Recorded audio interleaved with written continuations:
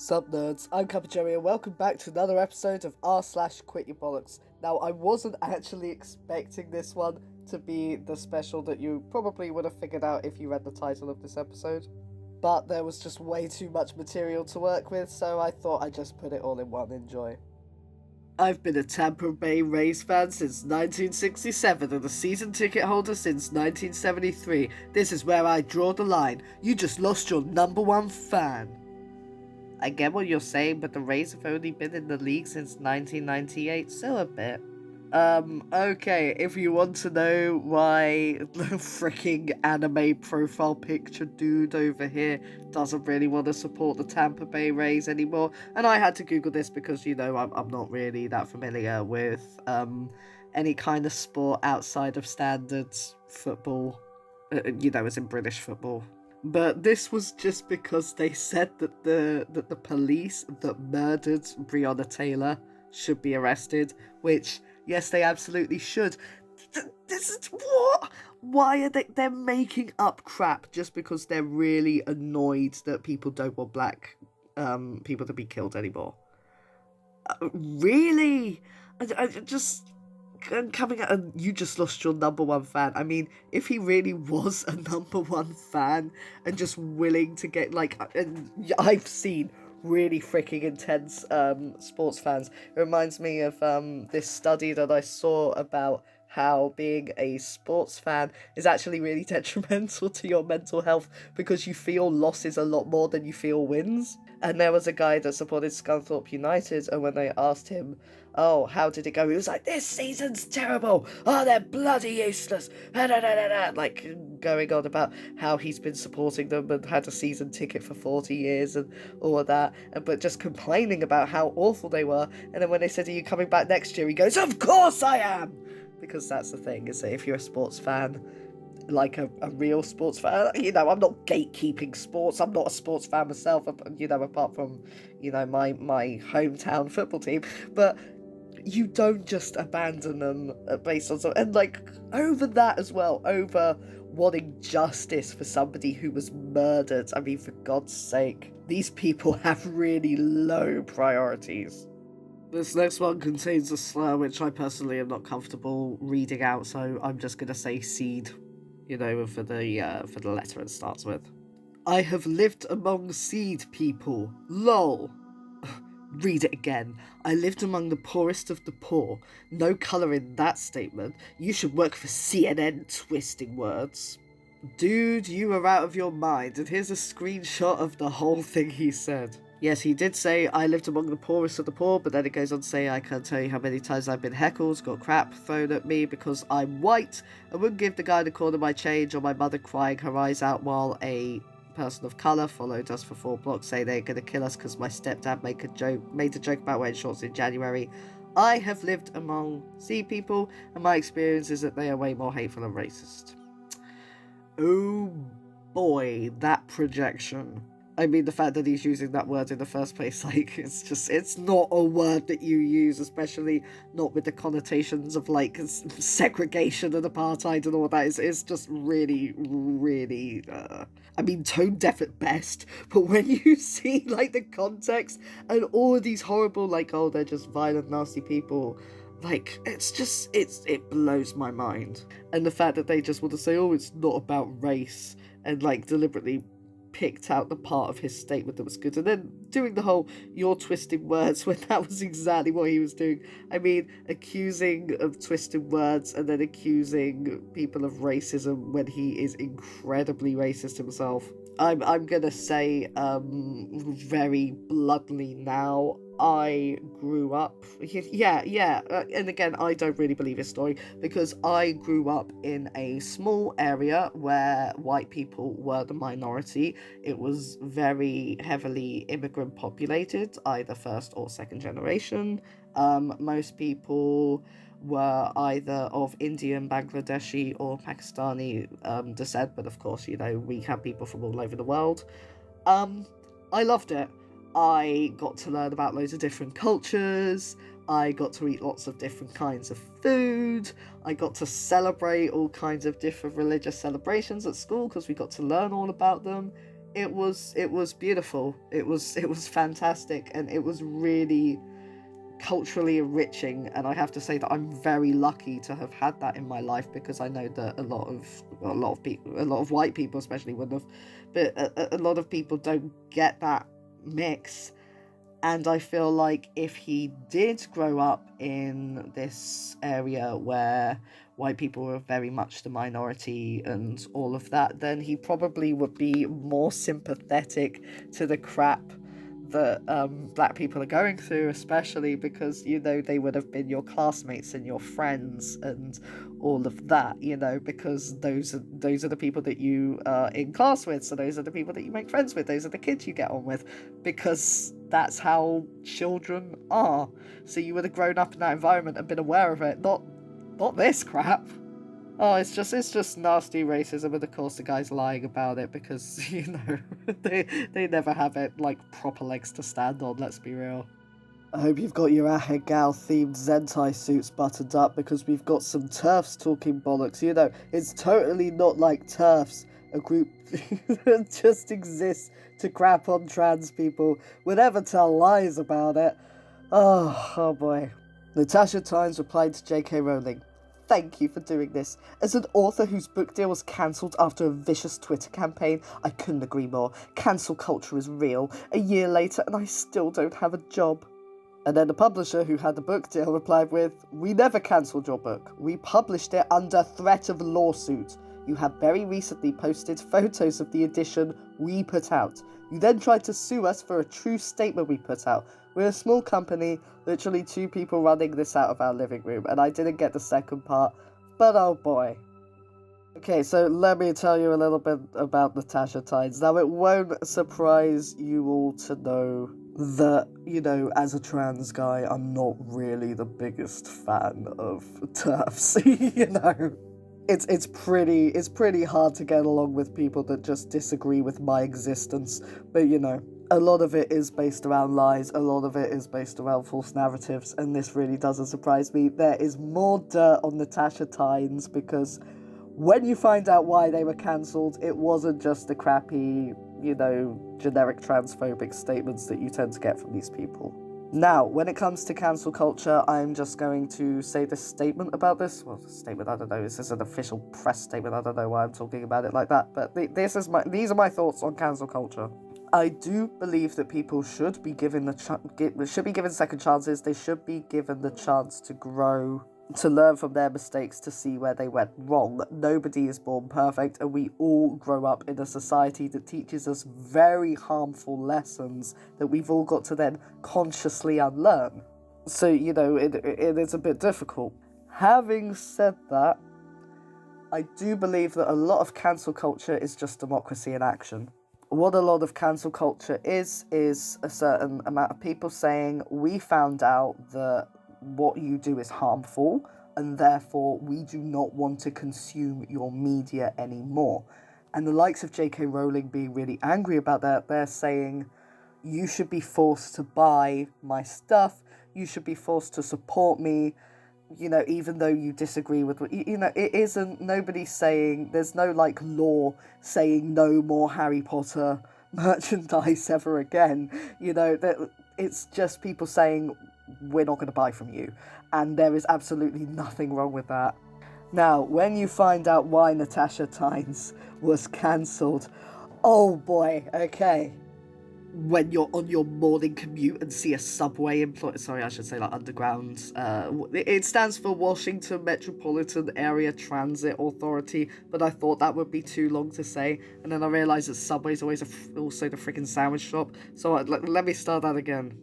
When you're on the morning commute and see a Metro employee in uniform eating on the train. I thought we were not allowed to eat on the train. This is unacceptable. Hope the Metro responds. When I asked the employee about this, her response was, worry about yourself at Unsuck DC Metro.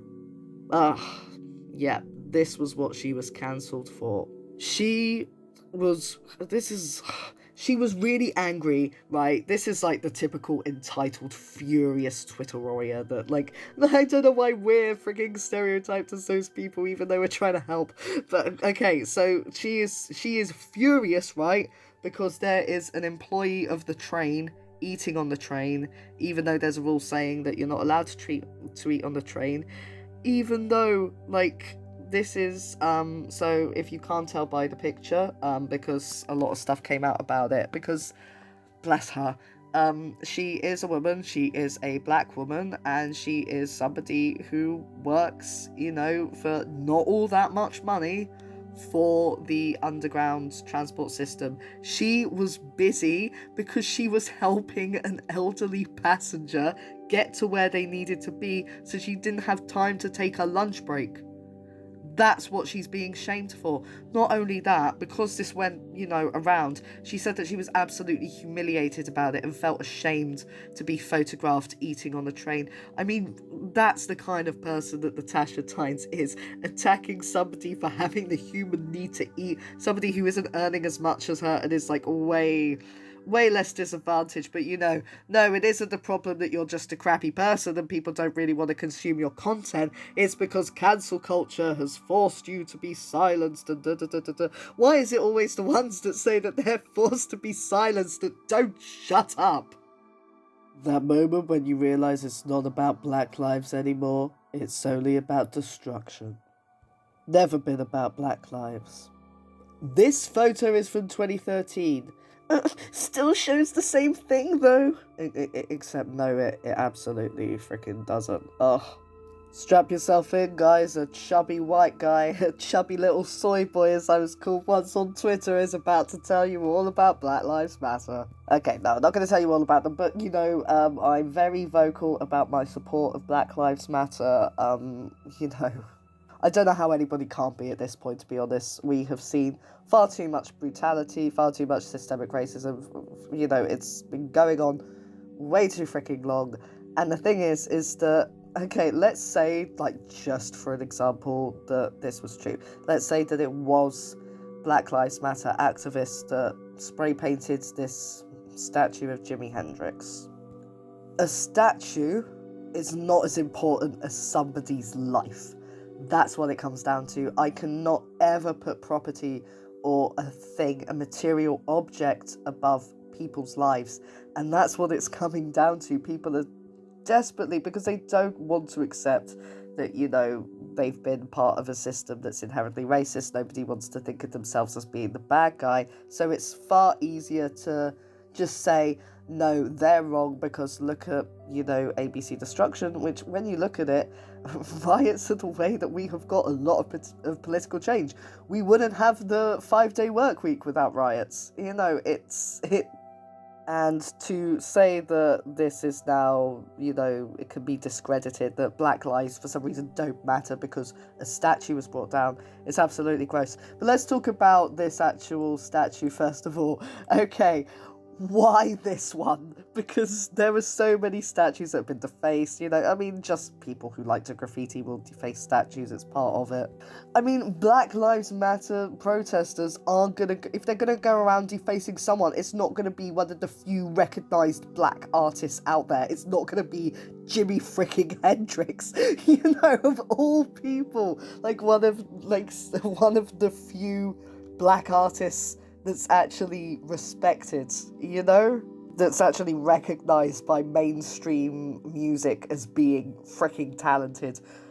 It wouldn't be this. It would be, like the Christopher Columbus, the statues of people who have been known to be racist often were only put up during, times of, like the Robert E. Lee statue that only went up during the civil rights. So it was just a way of saying, of communicating to black people, we don't want you to feel comfortable here. So they're not going to go around attacking Jimi Hendrix. And if you did look at how this was defaced, there were 2 men who were arrested, both of whom were white. But yeah, they don't care about it. The fact that they say, it still shows the same thing, it just shows they don't actually care about spreading fake news. They just care about spreading things that promote their agenda, and if it makes them that slightly bit more comfortable, accepting the fact that they have been complicit in a system that murders people based on skin colour, you know, this turned into like a deep unraveling that I wasn't expecting. But yeah, Black Lives Matter is a really, really important organisation, and I mean, if you didn't figure out that I support them by now, then I don't know why you're listening. My 12-year-old daughter was in utter despair this week because everyone around her, teachers, counsellors, peers, are deep into gender identity indoctrination. She told me, "At least I have you and J.K. Rowling, Mama. We aren't alone." Thank you for standing up. But you homeschool, and boom, screenshot from the TERFs page, crazy homeschooling hippie mum, rad fam, theatre director, gardener, cook, and maker of herbal medicine. So, you know, she's one of those ones that uses crystals or whatever to heal. There is no... Okay, so J.K. Rowling's manifesto was, you know, basically a hate document. Let's be real here.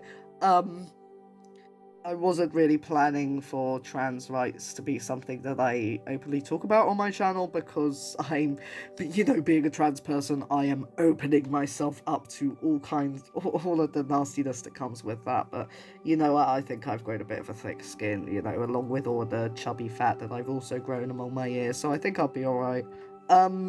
We don't want kids to suddenly become trans. Nobody is seeing a boy in a dress and going, "Oh, he must be a girl, give him hormones immediately." You know, it's just, it doesn't work like that. I mean, if I was able to get hormones that quickly, I would have been so much happier, so much earlier on in my life. You know, because people look at me now, they see a chubby guy with a beard, so they don't necessarily know that I'm trans. But, you know, I have transitioned, so, you know, I've been through that whole journey. And let's face it, it is a continuing journey. It always will be, I'm sure.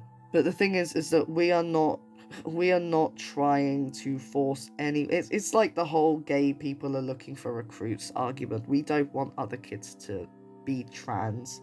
We don't want cis kids to be trans. We just want trans kids to be alive. That's what it comes down to. We want your trans kids to be accepted and welcomed and not deal with all of the crap that so many of us had to deal with. Now, I am one of the lucky ones. I have a very supportive family. I have a great network of friends.